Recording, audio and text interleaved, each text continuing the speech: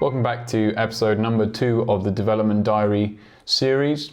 This month we said goodbye to Demamba and initiated the passive development period for him, where we will embark on some consulting, and we went headfirst into the Hampaat project by doing music videos, planning, branding, photo shoots. So it's been quite a hectic month for us, but I feel the results have been amazing. Thank you to everyone who watched the last video. It got great results, and thank you for all the feedback that was sent to us. We're hopefully going to refine the format and integrate the artist more into our series, so we can kind of be more casual, more of a conversation. But this month was particularly hard to do that due to coronavirus reasons. Episode 3 will have an interesting new format, so look out for that. We finished the branding this month. I mean, you can never finish branding, it's constantly developing, but we did a lot of work to make sure everything was clear and clean and concise. We got all of the stage 2 influences from our mood boards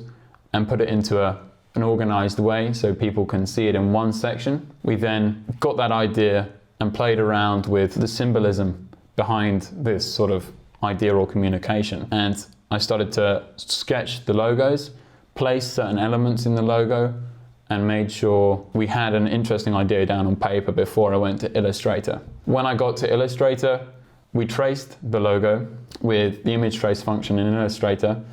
I then cleaned it up and made sure it was a bit more digital, and we started to put the colors into it and put certain elements and fix little quirky bits. We brightened all the original colors for the branding, and I think it got a better result in the end.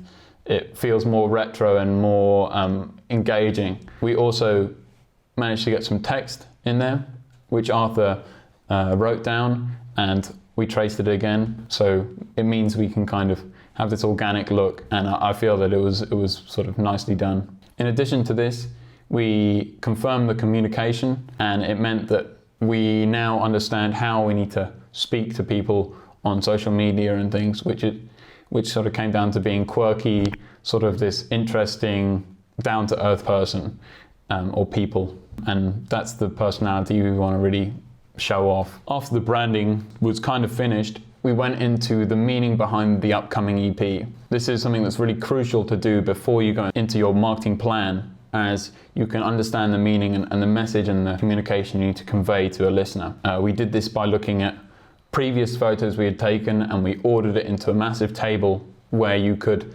see what references could link to certain media formats. For example, promotional videos, photo shoots, music videos, things like that.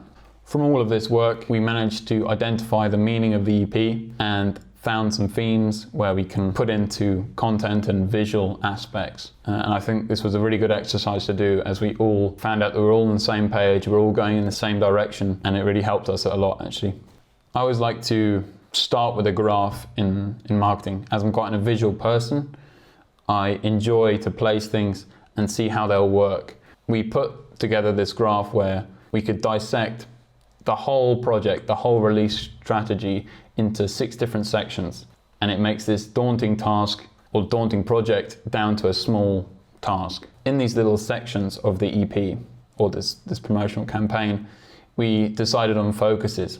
One focus would be our relationship with the press. Are we really pushing our press releases out at this moment, or are we pushing paid ads at this point here? Or are we pushing out merchandise or physical products? So this graph really helped us out, finding out where to place things and how things will trigger each other to make a perfect promotional campaign. There's a lot of things to consider when planning music videos or photo shoots, and it's especially the feelings and expressions the actual subject or the artist needs to be showing off. We made sure we listed all the keywords and feelings someone should feel when they are listening to the track, and I felt that this was a really good exercise to sort of add an extra sort of idea, and came up with this idea of having a sculpture that would kind of have some objects and some things that would display the themes of the EP. I did some rough sketches so people could understand what we had in our heads. I also did some sketches where we laid out where cameras could be placed and how people will move around on set, leading towards a shot list or a storyboard. In some cases, it's good to get all your content ready before you start marketing. In some cases, especially like this year. There are some things we have to work around, especially with putting people in the same place due to coronavirus. So we are, quite hindered by it, but it's fine. The place we chose for the music videos was Studio 41. This was the perfect space as we had a good boutique room with 2 backdrops, a couple bits of lighting, and some really nice windows to let natural light in. The production days spanned over 2 days. One was in Studio 41, and the second day was in a forest where we were getting B-roll for Dreary Town. Our aims with this space was to get 2 music videos done within 2 days, basically. So we can save time and budget, and we can get some sort of content that's got this continuity over our release. Massive thanks to Ksusha and Irena for putting together the sculptures and designing the set for us. It helped us out a lot with adding extra depth to these videos, and the sculpture kind of conveyed a lot of amazing messages and little bits of detail that we wouldn't have picked up if it wasn't there. I want to also say a massive thank you to Jean, as he helped us with the loading of the sculpture on day 2 and was patient enough to hang around for a couple of hours to help us with the move back.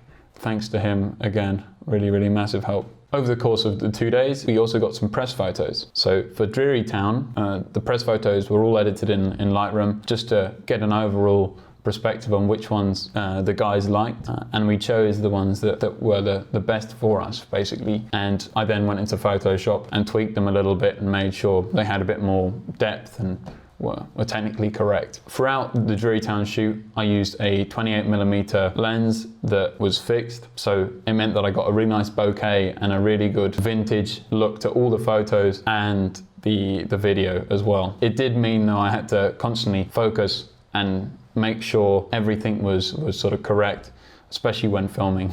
To achieve the kind of vintage color we were going for with Dreary Town, I used a number of layers of color and used the color grading tool within Lightroom to add probably 6 or 7 layers of different oranges and different yellows to sort of give this sepia look. We also had a bit of an exercise where we wanted to put the photos in and construct a cover. After a lot of attempts for Dreary Town, we came to just use a photo and keep it very simple, but we did quite a few and explored a lot of avenues, but in the end of the day, going for a simple option is sometimes better. Web was a bit of a different story, as it was a complete contrast to Dreary Town. Web is a very aggressive song and it's got very aggressive themes, so we went for this high contrast, low light, rough, scrappy look. Other techniques that we employed was sort of getting very close to Arthur and Aaron, and it meant that we could get very good bokeh and make sure it was really intimate and in your face, basically. And I think that worked really nicely with the song. To get a spotlight effect on Aaron, we used a mirror and a floodlight and used the reflections that came off of the mirror to kind of make this weird strobing, moving head light look. And I thought that actually came out amazingly, and I was really surprised on how well it worked. The sculpture contained a lot of bulbs and weird bits of fabric and more modern material, you could say. And it also had a neon look and sort of quite a bright, in-your-face color sort of selection. This wasn't a problem for us, as we planned on making it look quite bleached in post. I think it will work quite nicely. We got a lot of up-close shots of the sculpture, and I think it's going to add a lot of amazing stuff to the music video. We also wanted to have like a glitch effect where Arthur and Aaron would be glitching off of the screen. To do this, we turned down the shutter speed on my camera and filmed with it. And it meant that my camera was taking in slower images, and it meant that we had this blurring, like tearing effect, which is naturally done. I think that was a good shout, actually. With the style of editing for the web press photos, it would be a bit more neutral than the Dreary Town photos, as we wanted to just make it high contrast and make it a bit more modern. So I kind of left it very natural and sharpened a couple of things. But other than that, it was really, really minimalist. So that's it for this month. We did a lot, and I'm happy with the progress that was made. I feel a bit exhausted, but I think it's part of the fun. So the next steps for Hampaat is to get the music videos done, promote the next 2 singles, and start working on their infrastructure. So the development of the artist business plan, and all of these other tasks are going to be going on over the next month. So make sure you stay tuned for the next episode. Massive thanks to the people who helped us out over this past month. All of their Instagrams can be found in the description, and I'm sure they'll put the same effort into your project than they did into ours. Thanks for watching, and see you next month.